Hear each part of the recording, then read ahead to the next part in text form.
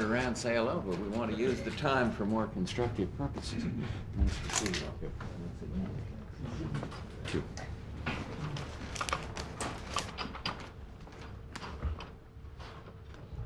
Mr. President, welcome to the Department of Health and Human Services for this briefing that we have prepared for you. And as you know, I indicated downstairs, this is the People's Department because of the many programs that we have to serve the health and social welfare needs of all of our citizens. So we're very pleased to have you here to be updated on where we are in our efforts in the fight against AIDS. I thought I'd take a minute just to go quickly around to let you know the various people here. You've met, of course, Drs. Osborne and Rogers from the AIDS Commission, and of course Jim Mason, our Assistant Secretary for the Public Health Service, and then Dr. Fauci, you know, and then Gail Walensky, head of our Healthcare Financing Administration, Dave Kessler, our FDA Commissioner, Gwendolyn King, our Social Security Commissioner, Dr. Bernadine Healy, Director of NIH, our Assistant Secretary for Children and Families, Joanne Barnhart. We have members of the AIDS Commission at the far end of the table.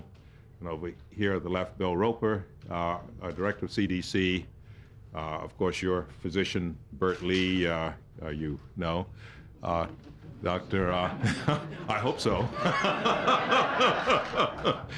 And our Surgeon General, Dr. Novello. And of course, Dr. Rowland, member of the AIDS Commission, who's a member of Congress. Let me say at the beginning that we are very pleased to have this chance to brief you again on the AIDS issue, and to remind you that the prior in-depth briefing we gave to you was in June of this year at the White House when you asked us, following the International Conference on AIDS in Florence, to do that. And we had with us for that briefing, as you recall, Dr. Mason, our Assistant Secretary, Dr. Fauci, who heads the research effort, Dr. Roper, and others who were with us. So we're pleased this time to have this chance to bring you up to date. Let me also say that all of us were saddened by the death of your appointee to the AIDS Commission, Belinda Mason, yes. As you know, who died on September 9th. And it's my understanding, I believe, that the commission in meeting this morning had a little memorial service for her. And we also regret the death of Kimberly Bagalis, whom you know died yesterday in Florida. And we want to express our concern for all of the victims of AIDS, those who are living and dead, because all are important, and we recognize the enormity of the problem that we all confront with them. We have indeed high expectations. Dr. Osborne, and of course all the members of the AIDS Commission. And let me tell them that I have great confidence in the professionals in this government, from Dr. Sullivan on, people out at NIH, Dr. Roper, and so many others that are working these problems. And when you have something as devastating and as scary as AIDS, I'm not sure that our people that are working with such compassion and such caring, get the proper credit. They're not in it for credit. They're in it for trying to do something for humanity. And if I've ever seen a dedicated group of professionals, I think they're sitting right around this table. And Lou, I want to thank you for assembling the team. Dr. Mason, of course, we're going to hear from him. Tony Fauci, we know how inspirational he's been, our Surgeon General, head of NIH, Dr. Healy, and I don't want to leave out my former White House associate, who's now branched off into a new setting down there in Atlanta. But no, we got good people working it. I think nobody ever has the total amount of resource to bring to bear on a problem, and yet I noted with interest what you said in terms of the levels of funding, and I'm very anxious to hear from everybody. I too would like to pay my respects to Belinda Mason and also Kimberly, but this is a tragic disease, and it is something that that I'd like to find ways to be helpful as president. In addition to the professional aspects of all of this, I'd like to think that if there's some suggestions coming out of this as to what we might be able to do to be of more help from the White House, I'd like to do it. Barbara, of course, feels the same way. When she hugs those children, I think it sends a proper message around the country, and I'll never forget Visit that Tony and others out there arranged for me quite a few months ago now, but it was terribly moving, and some have suggested that in some way it might have been helpful. But all I'm saying here to you who are giving so much of your lives and your love and care to this, we do want to do what we can to help. And I think we've got a good program going, but I'd like to have the critique of that now from Minnie. I don't know whether you've got this all set up in an orderly Sullivan manner, or we just dealer's choice here. Well, we'll try the Sullivan approach first. Well, thank you very much, Mr. President. We really are very grateful to have this opportunity to brief you. And we will begin with a presentation by Dr. Mason, our Assistant Secretary for the Public Health Service, who's provided strong leadership overall on this effort, and he will give us an overview of the issue. Jim? Thank you. Aren't familiar, and some of us may be coming over, exactly with the center, how it fits in with all this, the center you had. We used to do that. CDC is the prevention agency of the government. We're a part of the U.S. Public Health Service, one of the 8 agencies that Jim Mason supervises, like NIH and FDA. There are 8 of us, and we are located in Atlanta.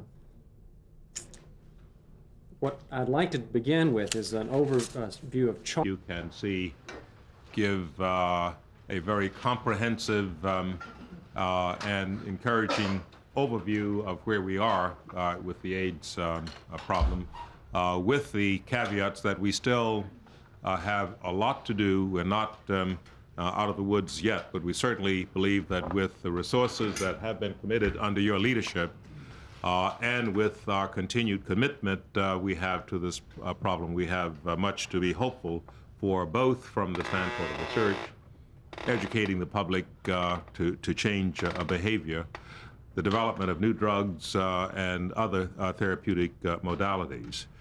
So we have here members of your team to respond to questions that you might have, not only those who presented, Dr. Mason, Dr.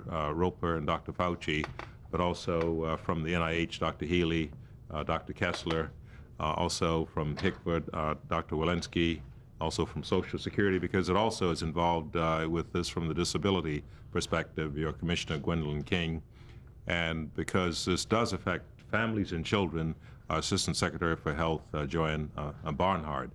And I'm also pleased that the members of the AIDS Commission were able to accept our invitation extended on your behalf to join us for this briefing, and Drs. Osborne and Rogers are also here to respond to any questions that you might have that you might want to address them. So with that, Mr. President, I've got a lot of questions. I'm just following on these 3 presentations, but what I'd like to know, as long as we've got the commission here, and now they have heard these presentations and had a chance to talk to various people in the administration, what, Dr. Osborne, you feel should be going on in addition to what is happening now? And certainly Dr. Rogers, I remember I read your report a while back, and you did have some suggestions, but I'm just curious if you would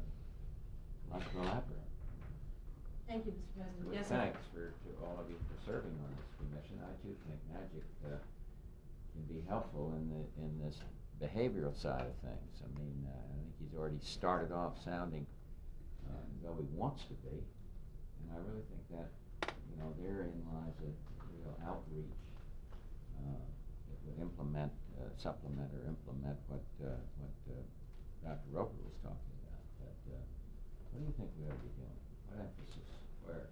Well, I think the presentations you've heard exemplify the best that's been going on, and some very hard work on the part of dedicated people in the government. I think one of the things that makes the Commission's input a little different is that we were charged to look at the broader impact and to be aware of the what you might call the surrounding issues to which the focus is given by this dreadful new virus, because it is in fact putting pressure on a lot of our social structures that were a little shaky to start with. The whole problem, as you've discussed and many are discussing now, of access to health care becomes intensely more difficult when you have young adults who would normally not even need the healthcare system suddenly becoming terribly ill with what for the moment are expensive illnesses.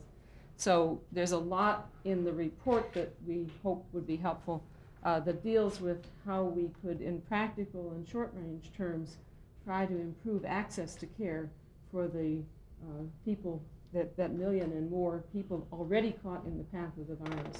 And that's something I think we have to recognize as we talk about prevention and reducing that number of new cases that will burden us in the 21st century. We've got a bad decade coming. And so our hope was, with our commission report, that we could be helpful in looking at incremental steps in helping with access. It's a tragic thing that the commission has had a chance to see when the system doesn't work for people who are so ill and so much in need of help. I think there are a series of suggestions made in an effort to be helpful in ways to further accelerate the good work that's been done between the NIH and FDA and others in trying to accelerate new drug development, because again, there is this very large number of people who are at great need. I think we have to look at our efforts at prevention in a variety of broad ways, including partnerships between the government with what it can best do and community-based groups with what they can best do, and try to be sure that we are doing everything that can be done there. Not everything has to be done by government, but the message is there in order to be delivered carefully. So I hope that in what we tried to condense to a rather succinct few recommendations, 30 doesn't seem like few, but in a huge problem like this it may be, the need for a coordination in society, some of these additional details, and then of course the entirely separate but converging problem of the drug epidemic and how closely intertwined these are. We have tried to give some voice to opportunities there to interrupt what could be suddenly dramatic spread, as has been seen around the world if the drug avenue, injecting drug use avenue, isn't dealt with. David may have some other comments, and he of course lives in the intensity of the New York situation, which is the most vivid of all. Thank you. Just to echo June, how fortunate you are, Mr. President, to have this classy group of stars that are working on this. I think we're all in their debt, and each time I hear them, I'm impressed. I think one thing that I couldn't help but think about, even as they were talking, is our principal recommendation was think, if you can, of developing some overarching structure that would not only include your people in health, but in housing and social security and education and welfare, in that as this has become a family disease, it is the complexities of how we get people into the system or how we take care of them is not simply Dr. Sullivan. It's a part of housing, part of education, part of all these other groups, and have some overarching structure that might put coherence in that, might speed our responses to this rapidly advancing epidemic. Are you talking mainly there about housing, all educational aspects that go with community? I mean, I'm a little unclear on that.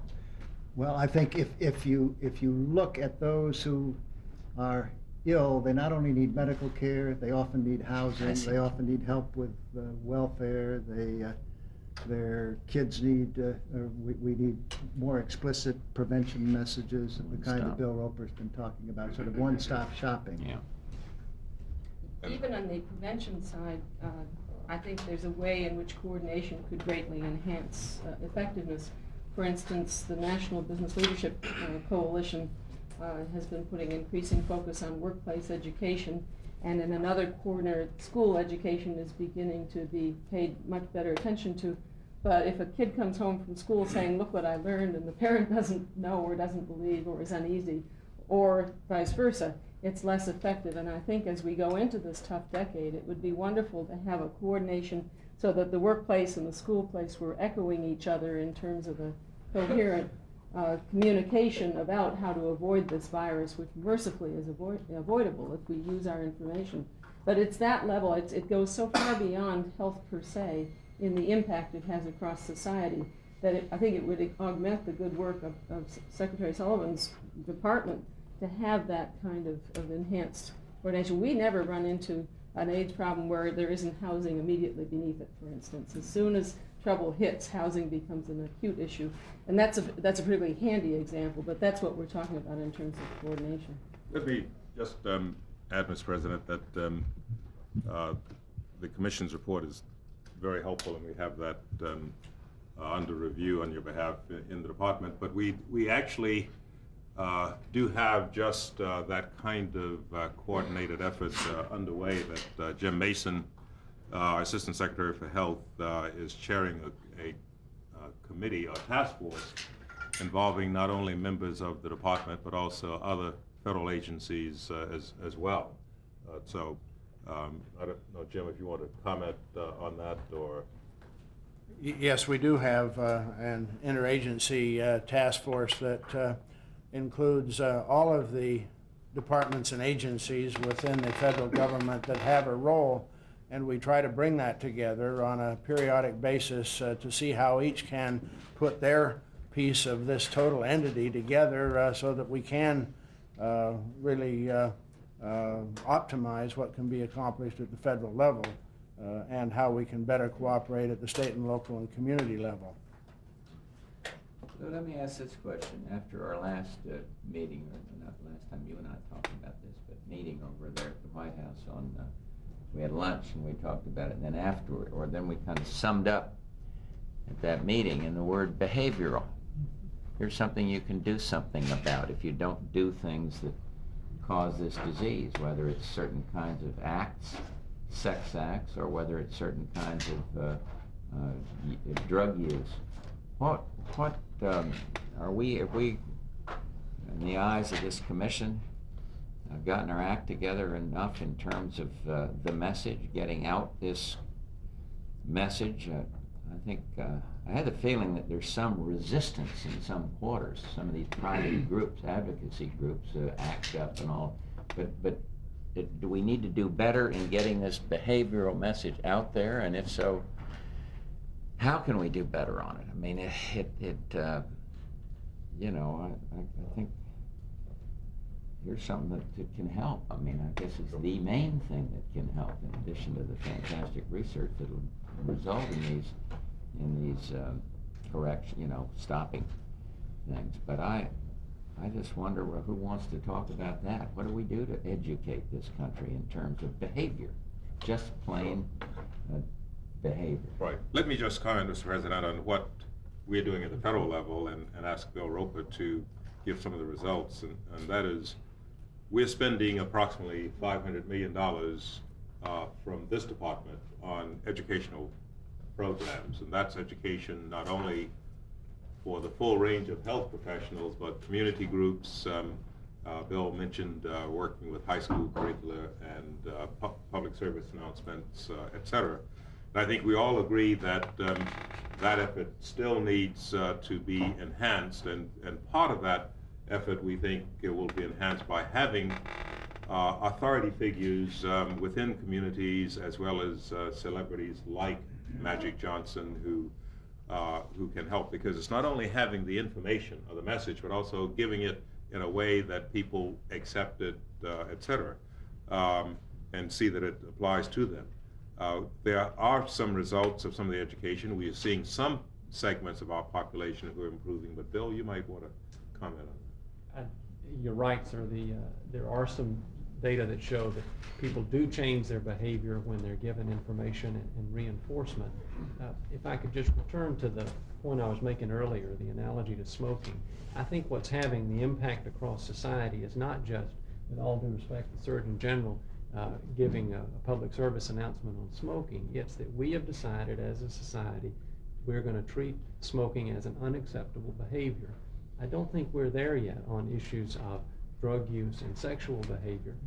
We are putting out, I think, a coherent message from the medical and the health community But there are all sorts of other messages out there in society that send just the wrong signal. And so what I would suggest is we need all of us to be educators on HIV, from parents to school teachers to sports stars to everybody else, and send a coherent message about responsible behavior.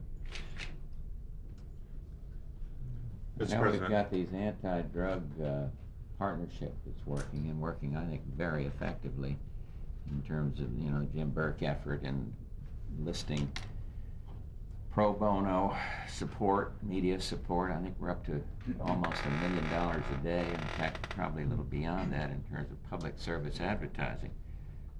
It has not been it's been focused on anti-drugs, which takes care of obviously some of this problem, but not all of the problem. And I don't know that we've got anything equivalent with that magnitude that focuses on the sexual side of the sexual behavior side of this. Well, Maybe there's something there. that effort has helped, Mr. President, because the number of casual drug users between 1985 and 1988 dropped from approximately 24 million down to 14 million as a result of education efforts, including that drug partnership. And that does impact on the spread of the AIDS virus as well. So that does help. And certainly among gay men, the rate of spread of the virus has really reduced because of changes in behavior, and we need to do this elsewhere. But how can you say that when the first pie chart showed It's 60%, for heaven's sake? It's because of the 10-year lag time. We're still dealing with infections that were acquired a decade ago, and what we're trying to do is treat people who are now infected, but also prevent the problem from getting much, much bigger. Yeah. Mr. President, I'd like to, since we've talked about the research effort and also the drug approval effort,